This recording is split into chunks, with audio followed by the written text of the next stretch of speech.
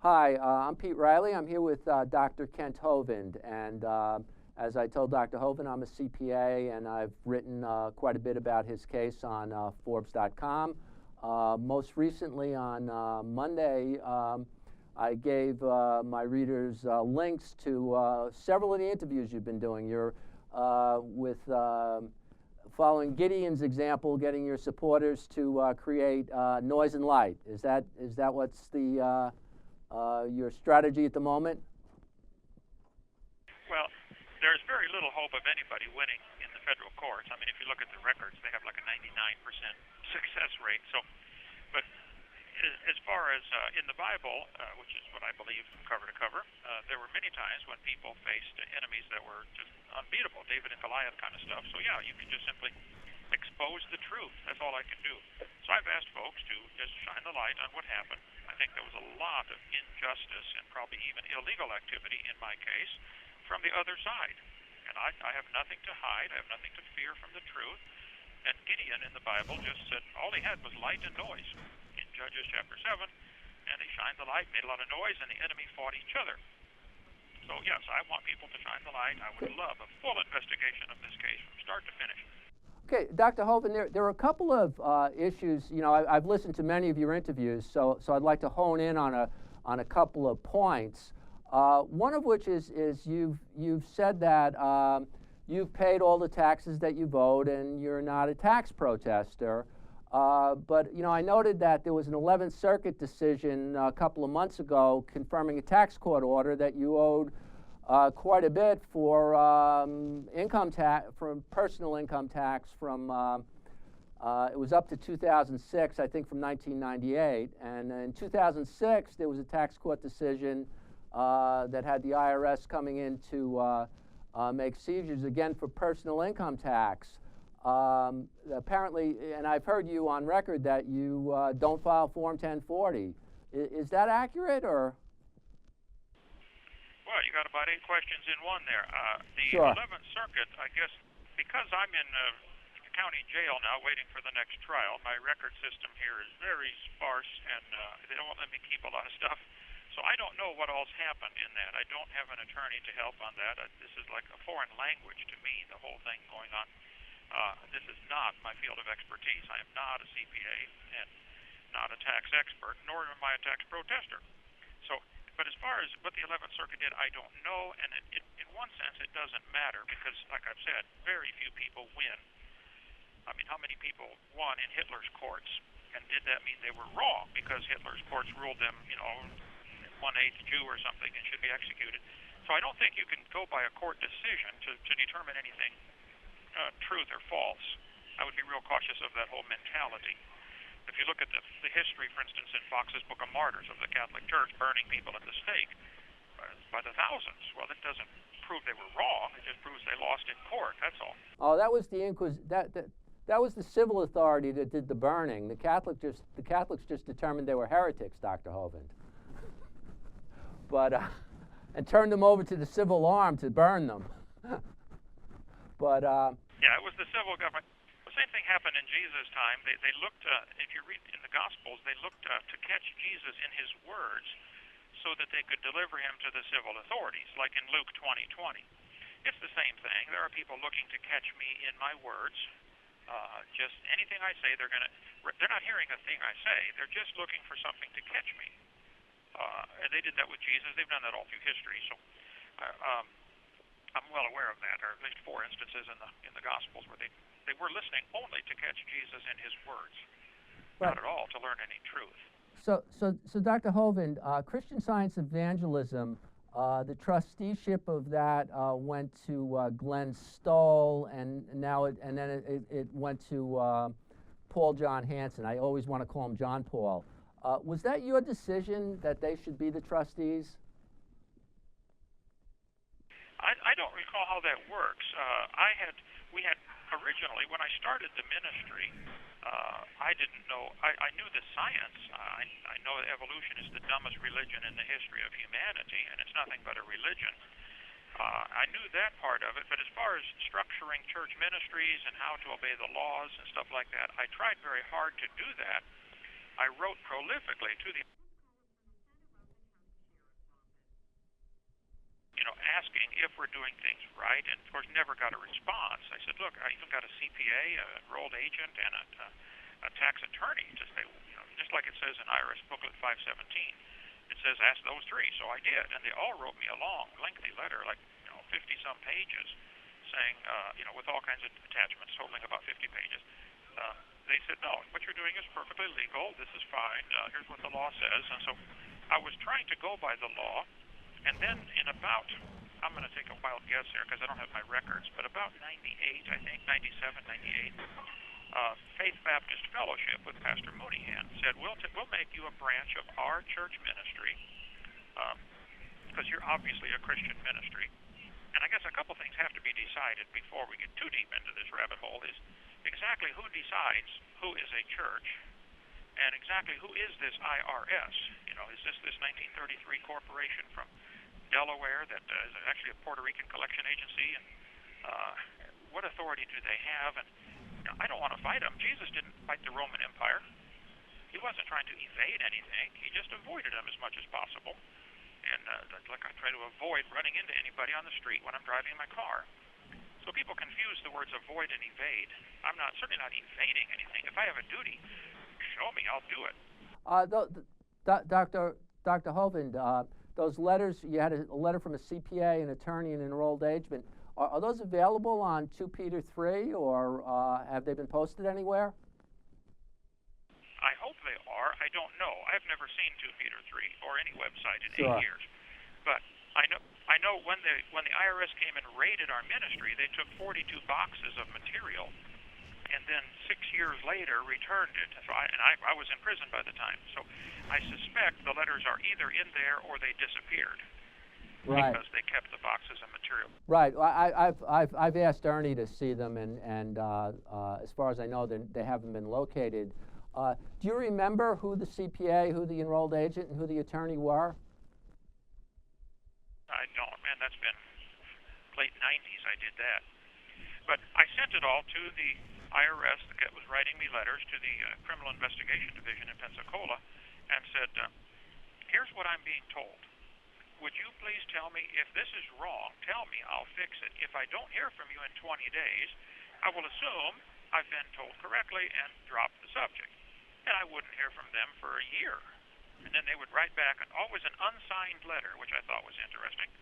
An unsigned letter saying, send money. How much did you make last year? Send it in, kind of stuff. There's never been a time I did not answer one of their letters, and there's never been a time they did answer one of my letters. Wow. So this a lot of people. The CPA and this attorney and this enrolled agent said that you were not obligated to file Form 1040 personally? Well, as a person who's taken a vow of poverty and everything belongs to the church ministry, there's nothing to file on. What would I, if you make less than X number of dollars, as I understand it, you don't have to file anything. And so, no, there was no obligation to file. If there was, I would have filed it. And there's no obligation. There has to be a contract, is what they told me. If you don't have a contract, which is, I guess this contract is actually made when you make the W-2 form or something like that. But if the people who work for you don't have a W-2 or don't want a W-2, or if they're missionaries or evangelists, or especially if someone's ordained, which a lot of our people are ordained, if you have my 2005 affidavit that I sent to the grand jury, it was the third time I sent an affidavit into the grand jury. It's got all the laws and the code numbers right in there saying that a person who is ordained, such as myself, ordained May 25th, 1974, does not have to do certain things. Well, that would be with Dr. Hovind. The exemption is a person who's ordained can elect to out of the Social Security system if they have a religious belief. Their pay isn't subject to withholding, but they're still subject to income tax. And employees of churches, there have to be withholding. We still have a couple things. We need to exactly who is the IRS, where is their jurisdiction, what can they do, and who decides who a church is, and the difference between exemption and exception. vast difference there. I guess your ministry then became subject to the trusteeship of Glenn Stoll. Is that accurate? That was later. That was later. Correct. But first Okay. it was Faith Baptist Fellowship, Pastor Mooneyhan. And whenever I got anything from the IRS, I said, what do I do? And I would send it to him, and he would tell me what to do, and I followed his leadership. He then had a stroke and nearly died, and is still incapacitated to this day. I think half his body paralyzed or something like that. A major, major stroke. And he's a young man. I just turned 62 today, and I think he's a couple of years younger than me. But in 2002, I was preaching out in Washington State, and I met Glenn Stoll and a couple of people that work with him. And I explained the situation that we are a church ministry. I think it's called an auxiliary ministry in the Internal Revenue Code is what they consider them, like Billy Graham Evangelistic Enterprises or something. I don't know how that works. And he said, well, I have since 1982 been helping church ministries get established to be properly structured under the law. I said, great, that's what I want. So he contacted Pastor Mooneyhan. I don't know what all they did, but yes, Glenn Stoll became the trustee in, I think, early 2003. Okay. And that's when the charges stopped. In 2006, they arrested me on Right. charges based upon activity from 99 to 2002. Yeah, Dr. Hovind, I guess I have this press release from the Department of Justice, stated April 27, 2005. I'm not going to, I'll read the whole thing, but I'll just give you some of the high points that Glenn Stoll of Edmonds, Washington was barred from promoting a tax fraud scheme using sham trusts. And the court found that Stoll sold a fraudulent corporation sole and ministerial trust scheme. The assistant AG said people who buy into tax fraud schemes are buying nothing but trouble, past due bills with interest and penalties, and the possibility of criminal prosecution. Do you think that that's what might have happened to you? Was this association with Glenn Stoll?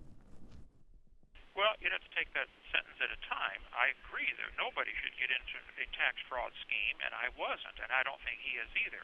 Read that first sentence very slowly and carefully. What is that? Sure. Okay, actually, I'll read. The Justice Department announced today, and this is in 2005, that a federal court in Seattle has barred Glenn Stoll of Edmonds, Washington, from promoting a tax fraud scheme using sham trusts and a corporation to help customers evade federal taxes. The preliminary... Hold it right there. That's what I want to talk about. I agree. Suppose I wrote an article that said, Peter Reilly is barred from robbing all the banks in his town. Oh, you'd say, okay, well, I don't do that. I haven't done it. Yeah. That's a meaningless sentence. They're saying he's barred from sham trust. That doesn't mean the trusts he was doing are sham. That doesn't mean that at all. Well, the Justice Department said, now think about it. Justice Department said he's barred from promoting tax schemes. I don't think he was. But there's more, Dr. Hovind. Okay, there's more. I know, but see, they're starting with a false premise. They're starting with the false premise that he is promoting tax fraud schemes, and he's not. Well, give him a call for that. Okay, the court found that Stoll sold a fraudulent corporation sole and ministerial trust scheme, falsely telling customers that conducting their personal and business activities through a corporation, sole, and ministerial trust and treating them as churches eliminates obligations to file federal tax returns and pay federal tax. Well, I don't understand all the laws on that. I think the IRS code is like a big bowl of spaghetti. I don't think anybody, including you, including Lois Lerner, understands all the IRS codes. I think it's purposely tangled and beyond comprehension and should be simply abolished. Go back.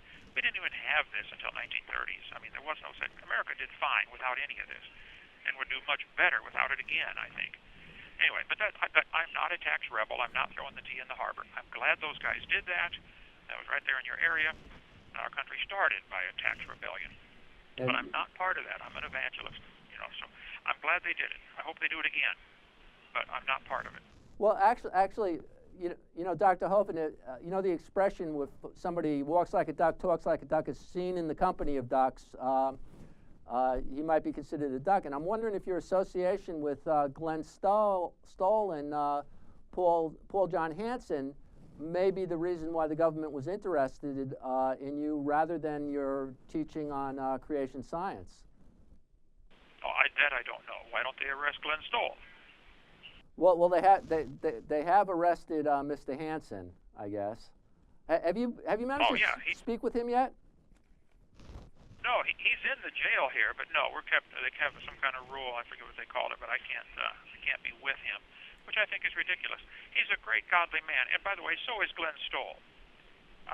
If you knew him, I think you'd find he's a wonderful fellow. He's a great guy. He's trying to obey the laws. I think somebody's trying to do a tax scheme on him. So I don't know. I don't understand all that, and it's not my battle. But if my association with him caused any problem, which I don't know if that put right, but not before I even knew him, the IRS was writing me letters back in '96.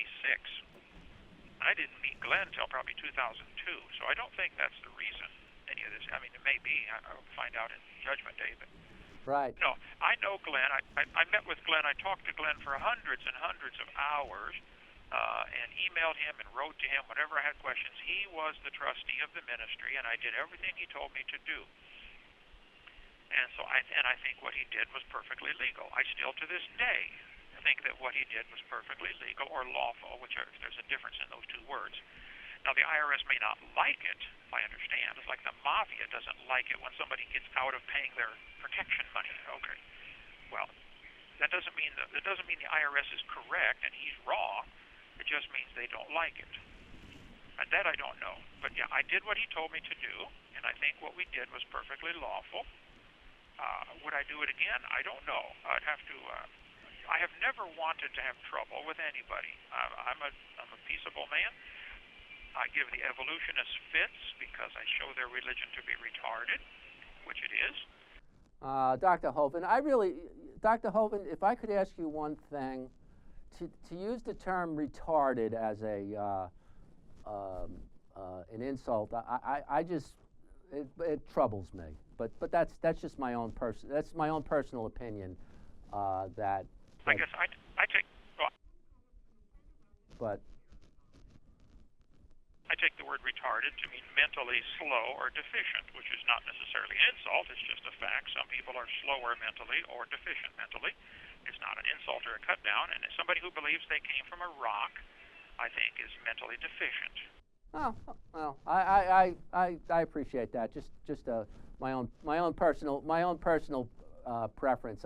When kids use that term, it's they're discouraged from it nowadays. But so you believe Glenn Stoll. Now your son Eric is doing great things in your ministry, I understand.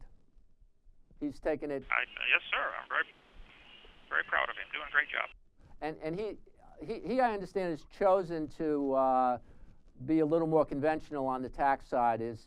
I looked up his organization. It's has a 501c3 exemption. It files a Form 990. There's no way I would know, of course, but I'll bet you Eric files an income tax return. And have you spoken to him about that? Do you approve of that, or where are you on that? We have not discussed that very much. I told him, when they took me to jail, I said, look, I want you to keep the ministry going. You do what you have to do, and that was apparently his decision. So it's his ministry, creationtoday.org, and I think he's doing a wonderful job. I think you'll find this same exact problem has existed all through history where a decision has to be made. If you look at this historically, when Hitler took over Germany, for instance, the church was under attack right away by Hitler, and the German church split right in half. They were called the Confessing Church and the German Christians. Dietrich Bonhoeffer was the leader of one of those groups that was the more conservative, saying, look, because Hitler ordered the churches to put a Nazi swastika on their pulpit. And a bunch of Christians said no. They had Nazi baptisms, all kinds of stuff under Nazism. So the church had a decision. Are we going to do what Hitler says or not? Jesus said we should render to Caesar that which is Caesar's, and I agree. But the next part says, and to God that which is God's. The church is not Caesar's, though Caesar would like to control it. In China, to this day, there is still a split among the Christians between the house churches, of which there are 60 or 70 some million Christians go to illegal house churches. And then there's the three self. I don't know if it's self-denial, self-something. Three self church, which is the communist-run church. So the question would be, does the government in America have the right to decide what is a church? And does the government in America, and I'll include the IRS in that group, whether that's part of the government or not is another story, but does the IRS decide what is a church? Does the IRS or the government decide what a church must do? Is the church required to be a tax collector for the Internal Revenue Service? Okay, so you were interviewed, Dr. Hovind, you were interviewed by Pastor Manning, and he touched on these issues to some extent. So you're saying that if Pastor Manning, for example, he's there as the minister, but he's got quite a substantial operation. He probably has somebody who cleans up the church, maybe a couple of people working in the office, and if he then withholds taxes from them, sends them a W-2 and that type of stuff, is that somehow inappropriate? I don't know what he does or how he does it. I know Greg Dixon is now 82 years old. He's the one in Indianapolis Baptist Temple that had the church seized and bulldozed by the IRS. And he's more knowledgeable on this topic than me. You could call him. I've got his phone number in front of me. Pastor, he's down in Central Florida. But no, if a person is required to pay a tax, they certainly should pay it. Jesus was born in Bethlehem precisely because of a tax of the Roman Empire. That's why he was born down there. So, yes, I think, though, that we need to be very cautious that we don't step in a trap and become entangled in something we don't need to be entangled in. I don't follow the rules of football because I don't get out on that field and play football with those guys. I may sit in the stands and watch a game, but once you step onto that field, you enter certain rules and regulations that apply to the people standing on that field. So, yeah, we always have to be cautious not to entangle ourselves in things you don't want to be entangled in. If you want to join a particular group, if you want to become a Mason or a Jesuit or something, then yeah, they're going to require certain things of you. Well, I don't want those things required of me, so I don't join those groups. I'm only a member of a Baptist church, and that's it. I'm not a member of anything else and don't want to be. So I think that, if I owe something, if you know of something, by the way, you've reviewed my case, and like I said, I'm in favor of full disclosure. Show me what I owe, what tax I owe. For instance, Eric now, with his ministry, I would assume, being 501c3, does not pay sales tax. When I was running Creation Science Evangelism, we paid sales tax on everything because we did not want to be a 501c3. We thought that there was advantages and disadvantages, and the pastor said, no, the government creates 501c3 corporations. Is the church a corporation of the government, or is the church a creation of Jesus Christ? It's a pretty simple, fundamental question. Churches automatically have 501c3 status. They don't have to apply for it if they're actually churches.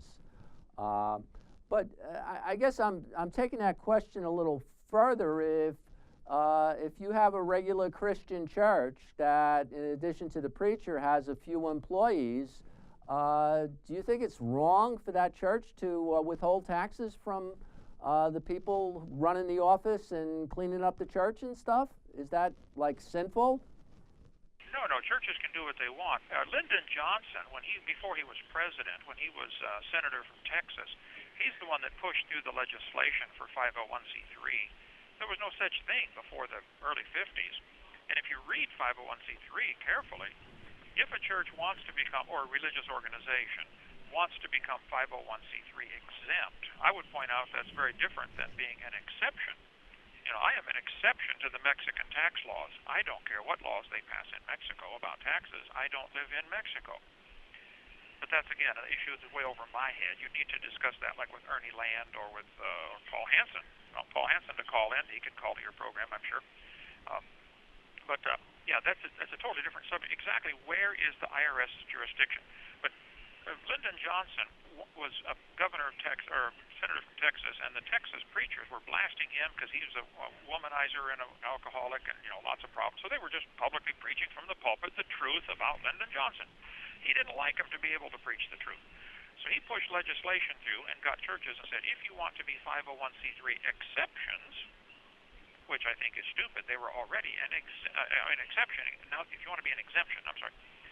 He said, now, 501c3 religious organizations cannot get involved in politics. They can't promote particular political candidates, and they can't proselytize.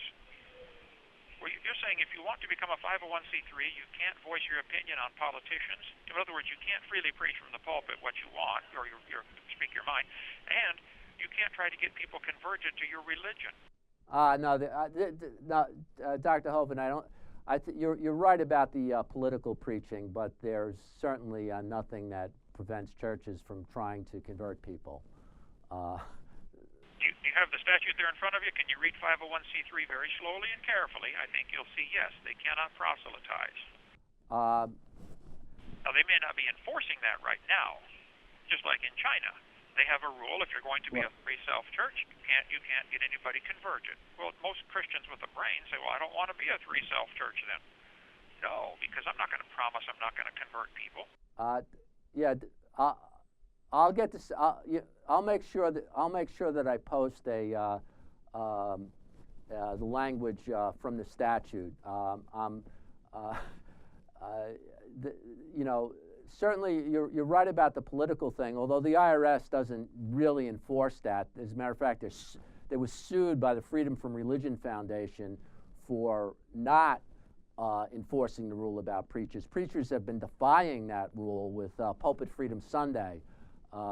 Deliberately breaking the rule, and the IRS hasn't really done very much about it, and they're under pressure from atheist groups to do something about it. So, hold it. Let's take one topic at a time here. Certainly.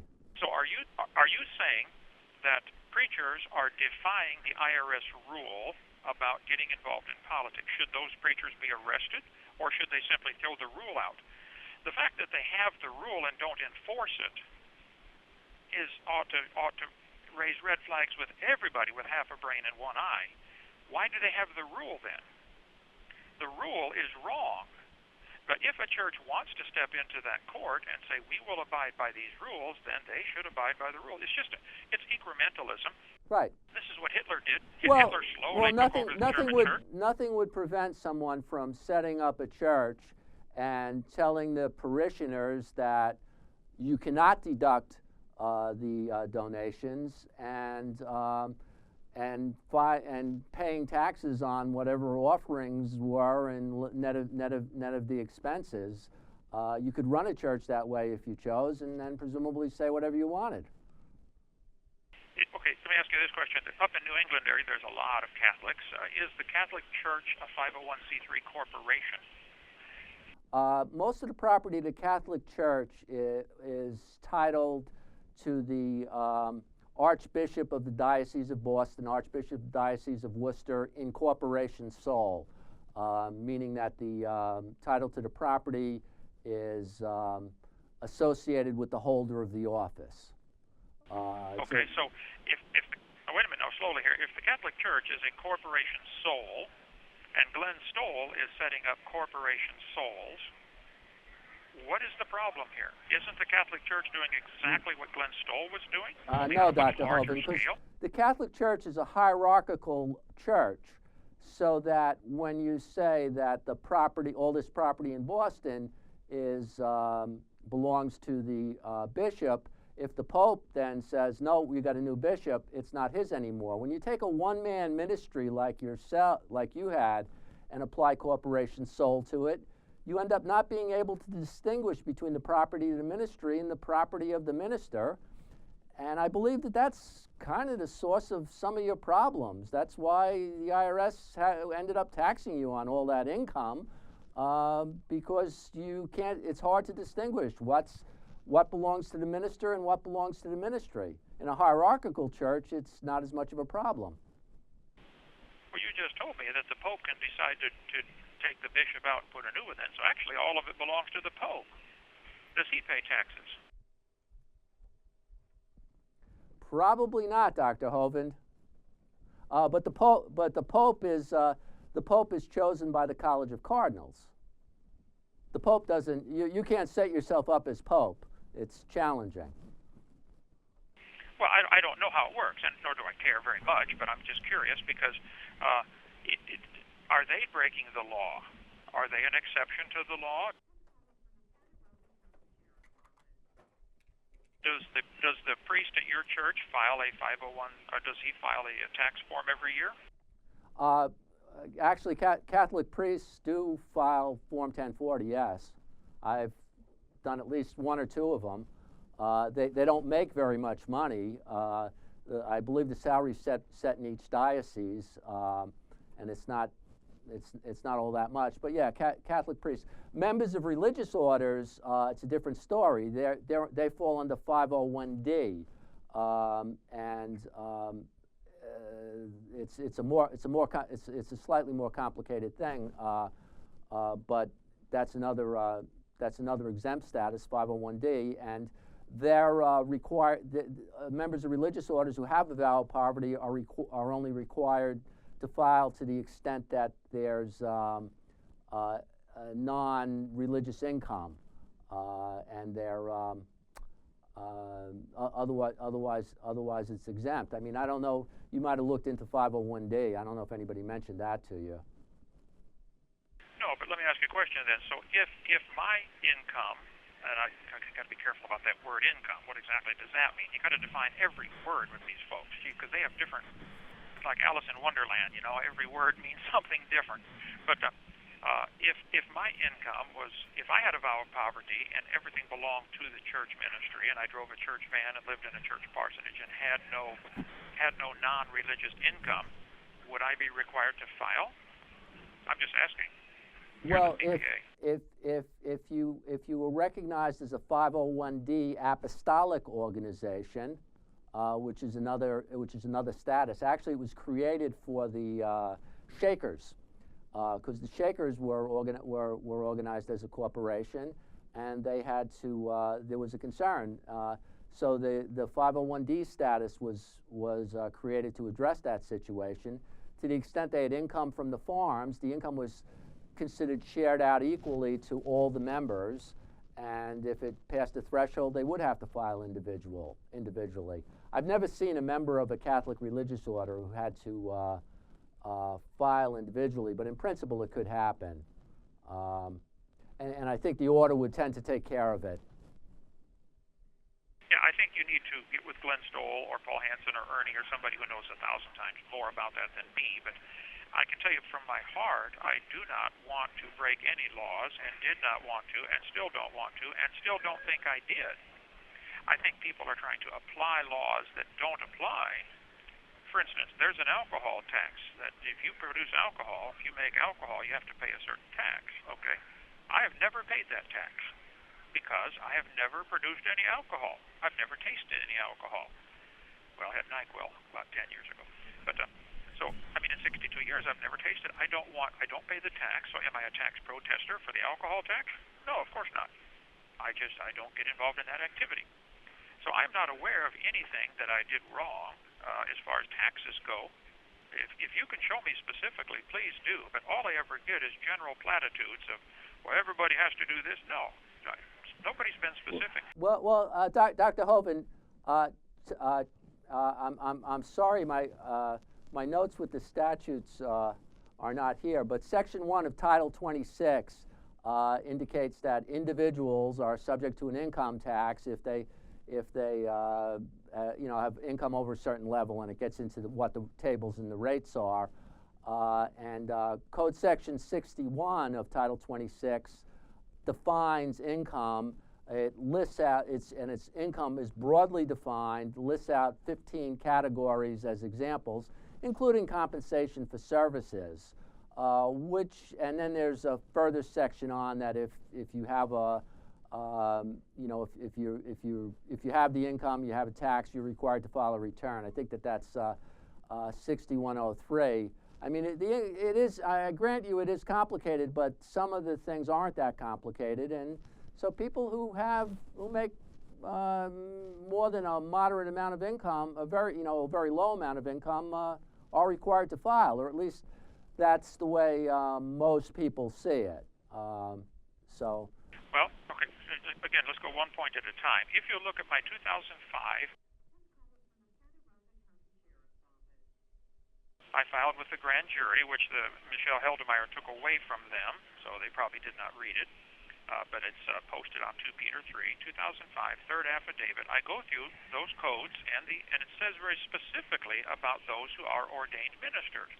I sent that to them and said to Michelle Heldemeyer, the U.S. attorney that came after me, and to the IRS agent, Scott Schneider, and said, what am I doing wrong? Here's what your law says.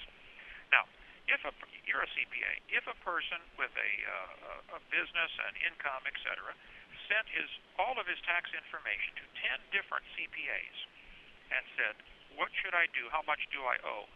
Do you believe any of those 10, their numbers would match exactly, or would they all come up with different answers for what he should do? Is the tax code so complicated that 10 CPAs trained in this business would still come up with different answers? What do you think? I think that there's the basic way, and what happens when you prepare tax returns, particularly for someone who has complicated business, going on. There are a variety of elections that you can make. There are some statutes that are subject to interpretation, and then there's the facts. One CPA might probe a little further, ask more questions, come up with additional deductions. But I believe that you would find that the range wouldn't be that enormous, and that they'd be able to account for the differences. For example, if I did a return and somebody else did a return and we came up with a different tax, we'd be able to sit down and go line by line, and I came up with $10,000, they came up with $11,000, and we'd be able to determine what the reason for that difference was. And somebody would say, well, I didn't think he was entitled to a charitable contribution. He didn't have a receipt. And I say, oh, that's a good point. Yeah, I should take that deduction out. And we'd be able to reconcile. I did have a question from something we discussed a minute ago before we get too far off traffic. Sure. Off topic. You had mentioned about Internal Revenue Code 501c3 says churches cannot get involved in politics. No, it's not actually in the code. I'll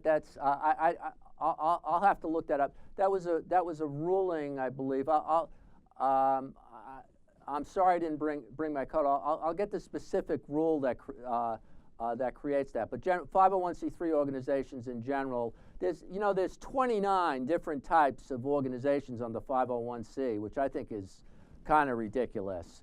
And each one has different restrictions. 501c3 is the gold standard because you can deduct contributions to a 501c3, where a 501c4, which can have a level of political activity, can't get charitable deductions. So you could organize your church as a 501c4, and then you could spend half your time on politics if you wanted to. But the deductions wouldn't be the deductions wouldn't be tax deductible. No, my question is different though. Can you imagine any of the prophets of the Old Testament? Can you imagine Moses taking a vow or promising he will not get involved in politics? I mean, God called him to go talk to Pharaoh, the king. Can you imagine any of the prophets of the Old Testament? God, almost everything they did had to do with politics, with telling the king, hey, you're doing this wrong. God sent me with a message for you. Hezekiah, you're doing this wrong. Isaiah, Jeremiah, Ezekiel. I mean, the whole Bible is full of people, preachers and prophets, getting involved in politics because that's where the battle was. They're trying to straighten out the kingdom or straighten out some political problem. I cannot imagine why a church would want to take a promise saying we're not going to get involved in this. That's what the calling is supposed to do. But that's what Lyndon Johnson's goal was in developing that, and he's succeeded. He's shut the churches up. And the fact that the IRS isn't enforcing it right now, well, gee whiz, that ought to raise red flags for everybody. That means they could enforce it. Well, yeah, they do have resource problems at the IRS, Dr. Hovind. There's Tigta was looking at it the last time. There's like 11 million delinquent accounts, and they can't. If they work on the delinquent accounts, people will call up, and they don't have the people to answer the phone. So people making sermons about politics, I could see wouldn't be much of a thing. I'm afraid this is going to I'm going to lose the studio, so this will be our last call. Okay, no problem. I do appreciate the time that you spent. Um, I guess the question, I used to kid around and I'd say, I bet you, I don't think Kent Hovind could ever admit that he was wrong about anything. And then the first couple interviews, and you've said that you were mistaken about the pre-rapture the pre-tribulation rapture, right? You. Absolutely. If I am wrong about something, I will quickly admit it. You show me where I'm wrong. My wife can tell you many places where I've been wrong. 41 and a half years we've been married. But yes, if nobody has shown me what law I broke to go to prison, they give me general platitudes. Everybody must do ABC, and nobody has been specific with Glenn Stoll, to my knowledge. What exactly did he do wrong? They may not like it, but I don't know. I haven't seen Glenn in years. I've never met Paul Hansen. He's the trustee. I think everything was set up lawfully, and the government may not like it. I don't know. I'm trying to obey the law, and we were not a 501c3 corporation. A corporation is created by the government. The government does not create the Church of Jesus Christ, though they would like to control everything. They want to control everything. Okay. I think the government has a very legitimate function. I'm in a room full of guys that need somebody to govern them. Trust me, I've been for 8 years now with a bunch of folks. I did a program on. I would shut down the prison system and go to a biblical system. Right. I heard that. Now, under the Bible, really, you just have fines, corporal punishment, and capital punishment. That's it, right? Well, and I've asked hundreds of guys in here, which would you rather have, 20 lashes or 5 years? Give them an option.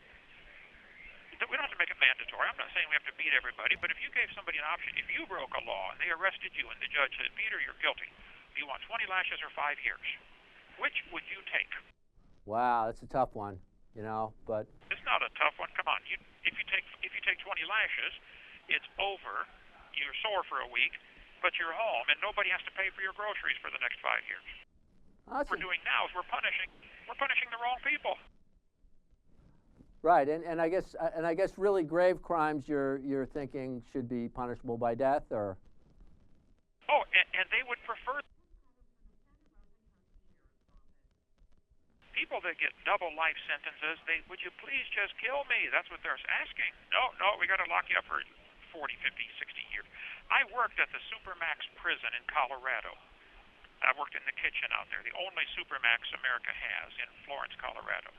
Those guys, 460 some of them, I think, are locked up for life. Most of them would prefer to be dead. What is their wife supposed to do? Get a divorce and feel bad for breaking her vows? Or stay faithful and lonely for 45, 50 years? This is an evil system. I think the IRS invites corruption just by virtue of what they do. And I would shut down the whole thing and go back to the constitutional direct or indirect taxes. A direct tax on an activity like becoming a doctor, and an indirect tax where the federal government says, hey, we need X number $1 million. In Florida, you have 18% of the population. Florida, you figure out how to come up with it. But for a government agent to come knock on your door in your personal property and on your personal land and say, here, give me money or I'm taking you to jail, the whole concept is screwy. It's not what our founding fathers wanted. Now, even though I'm very much against the IRS and think they're wrong and do lots of things wrong, I am not a tax protester. Though a lot of folks would like me to become one. I'm a guy who shines the light and makes the noise. So if it doesn't seem very likely, but if you were to conclude that, geez, Glenn Stoll was mistaken, you'd kind of say, okay. And but you're certainly not there yet, but No, if Glenn Stoll did something wrong, I'm not aware of it, and if he did, I wouldn't follow him. I don't follow. The fact that a leader of a particular organization loses doesn't, how many wars have been lost by the guys that were the good guys, but they lost the battle or lost the war? I mean, we almost lost the Revolutionary War up there in Boston area, 25,000 Americans died fighting the British. And a whole bunch of Americans after the war moved out and moved to Canada and said the wrong side won. St. John, Nova Scotia, the whole town was started when 30,000 Americans moved up there because they thought the wrong side won the war. So this has been a long, I mean, people are on both sides of this issue, and as far as the IRS goes, I don't care what they, if I owe something, show me. Jesus didn't go around fighting the Roman government at all. He just simply avoided them. If they come up and say, hey, do you owe taxes? Jesus said, hey, Peter, go catch a fish and give him some money. He did not tell Judas to take it out of the bag. He just told Peter, go, and it was only for him and Peter. It wasn't for the other 12 disciples. I mean, that's a very interesting story. The only story we really have about Jesus and taxes. So, to summarize here, I will pay anything that I owe. Show me what I owe. I think I obeyed the laws. I think I'm still obeying the laws. I want very badly to please the Lord. I'm going to stand before God someday, and so are you, and we're going to give an answer to everything we've ever said or done or thought about. I want to be ready for that. And I fear God a whole lot more than I fear any federal judge. I am trying to prepare for that day, and I'm going to try desperately to obey His word, preach what He tells me to preach, and obey the laws. Okay, Dr. Hovind, I guess if I could ask you a closing question, if you're released and Ernie Land were to come to you and say, Dr. Hovind, I have people who can finance a ministry for you, and they'll take care of all the business. You just preach, you say what you want, the message, but they're going to give you a salary, and they're going to want you to file an income tax return personally. Do you think you'd be able to do that, or? Well, I would certainly look at that. I mean, if that's what's required, somebody show me what law, and I will obey it. But certainly, yes. And Ernie is now setting up corporations, I believe. He said, even though the church is legitimate, it's right, it's not winning. I'm not one of those who compromises very easily. I think that's pretty well documented. If I believe I'm right, I'm going to stand right there. This is what I think is right, regardless of what anybody else thinks. So, but no, I'm willing to look at any options on the table. I don't want to fight with the IRS. I never did. I don't want to fight with the federal system. I want to go preach on creation and dinosaurs and now end times. So I want to be left alone. And I think they did the wrong in this case. I think if you look at the record, it's pretty clear. There's a lot of violations on the government side in my case. They wanted me locked up. And I think the same thing happened with the Jews in Nazi Germany. I think Hitler broke a lot of German laws. What he did is he changed the laws so that he could lock them up. I think the judge changing the jury instructions at the end of my trial to say less than $10,000 is a classic example. But it's Congress's job to investigate all of that stuff. It's not my job to judge the judge. But Congress should certainly look very carefully at everything happened in my case from start to finish. My case is a classic example of everything that needs to be fixed with the IRS, with the government, with the judicial system, and I just want to shine the light. Have you heard that? Have you heard of any congressmen who've expressed an interest in your case, Dr. Hovind? I have heard of quite a few, yes, but I think so far they want to remain anonymous at this point, and they're working together, I think, to do several things. But yes, there is definitely some activity there. You think some of your supporters have the ear of congressmen and have spoken to them, and they may take an interest as this develops? No, I know that they have, yes, and I think there'll be a great interest. Okay, and you think this might be before your trial or after? That I don't know. There's also, there's many places this battle can be fought. One is in the federal courthouse at trial, where you have a 1% chance of winning. The second place it can be fought is in public opinion. Like when anti-slavery back in the 1850s. I mean, the South was dead set for it, but the public opinion was dead set against it. I think public opinion is certainly in my favor on this. I get thousands of letters here saying, look, we're for you, we're with you, we're praying for you. So check the internet, you'll see the same thing. Also, there's an international court in The Hague that you can talk to Ernie about that. Well, that was in your letter to Eric Holder, I think that was you referred to that. Correct, because if the local court won't follow the rules, or you can't get justice there, of course the appeal court is just part of the same thing, and the Supreme Court doesn't hear any cases unless they want to, so that's a joke almost anymore. Ask anybody who's tried to get there, or look at the stats. Out of the 11,000 get submitted every year, how many get granted? Phil Driscoll's an example of that. His parsonage exclusion was limited, and he tried to appeal to the Supreme Court and didn't get anywhere. But yeah, that's a good, just as an example. Nobody does. But another way this battle can be fought is in Congress ought to change these laws. They're the ones that write the laws. They should change them. They could change them in seconds. I'm hoping they call me to testify before Congress about IRS abuse. I think I've been abused if anybody has. I think we need to rein them in or shut them down. Some people just should not be trusted to carry a gun. You know, you just shouldn't let them have authority. They should be flipping a hamburger someplace.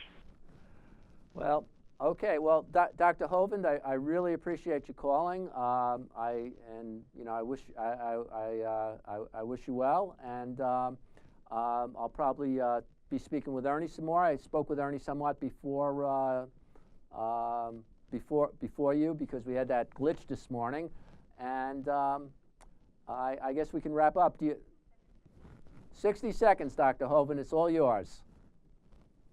I would encourage folks to go to 2Peter3.com, the number 2, the word Peter, and the number 3 from 2 Peter 3 in the Bible.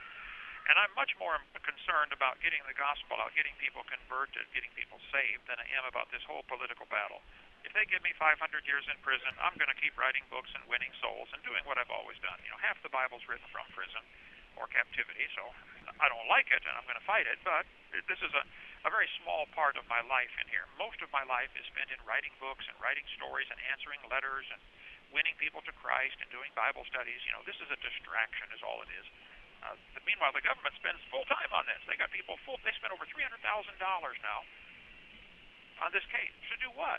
This is crazy. It's insane. I think the taxpayers ought to pull the plug on them. But I appreciate the interview, and I'll be glad to do any more. If anybody wants me to call, tell them I'll be glad to do it. I got nothing to hide. Thank you, Doctor.